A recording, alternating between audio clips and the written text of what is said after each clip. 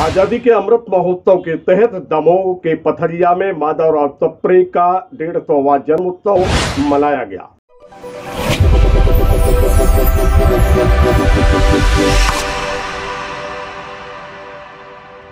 नमस्कार, समाचार विस्तार से।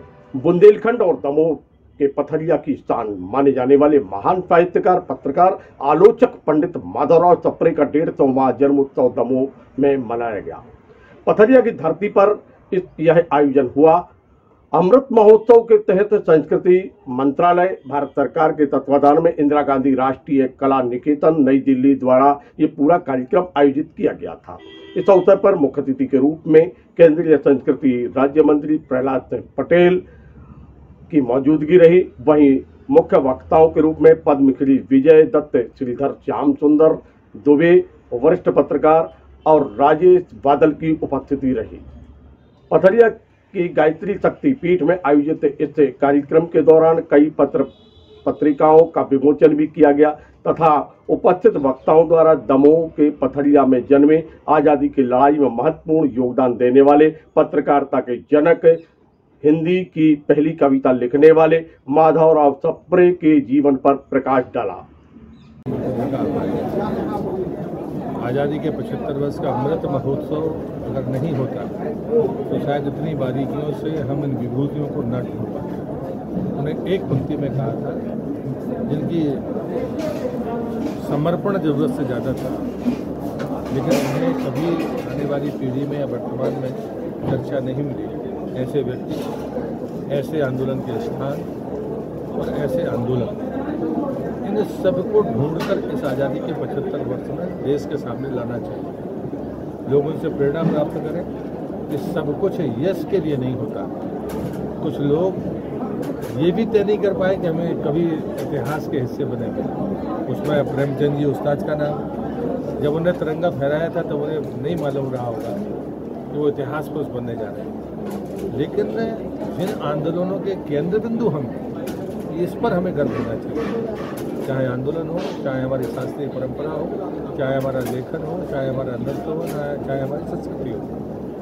तो मुझे लगता है कि चाहे वो 1842 की क्रांति, इन सबको वह स्थान मिलना चाहिए। जैसे शहीद यशवंत सिंह जी को, स्वाभाविक है कि जब उनकी शताब्दी हो तो दमोह का एक एक घर जाने की शहीद यशवंत सिंह जी कहते। तो मुझे लगता है ये हमारी सच्ची सेवा होगी और यही जिम्मेदारी का निर्वहन।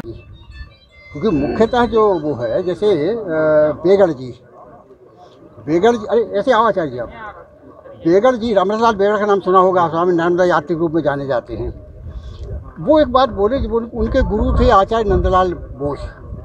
जब वो उनका MA हो गया फाइन आर्ट में शांति निकेतन में, तो वहाँ चलने लगे तो गुरु जी के आशीर्वाद लेने गए और गुरु जी से पूछा कि हमारे लिए बताइए, भविष्य के लिए मार्गदर्शन। तो गुरुजी ने कहा कि देखो बेटा, जीवन को सफल बनाने की कोशिश तो हर कोई करता है। सफलता भौतिक है, आपने अच्छे कपड़े पहन लिए, दोनों टाइम खाना मिल गया, घर हो गया, वाहन हो गया, ये भौतिक सफलताएं हैं।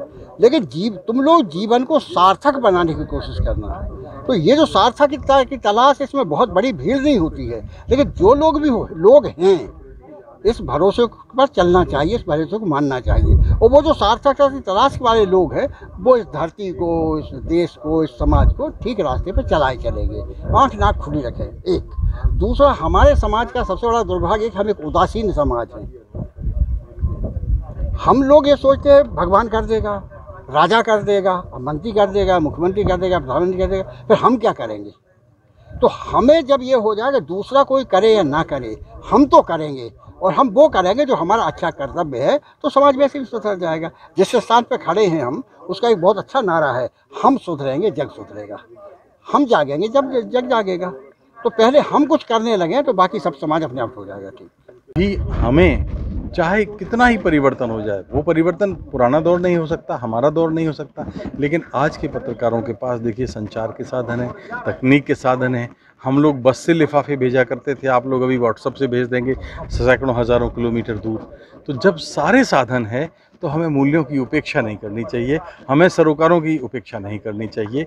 इन संसाधनों का, तकनीक की इस क्रांति का सदुपयोग हो, दुरुपयोग नहीं हो। इस आयोजन में पत्रकार, साहित्यकार, कला प्रेमियों की उपस्थिति रही। देखते रहिए LNV टीवी, जुड़े रहिए हमसे। मिलते हैं फिर एक नए समाचार के साथ। नमस्कार।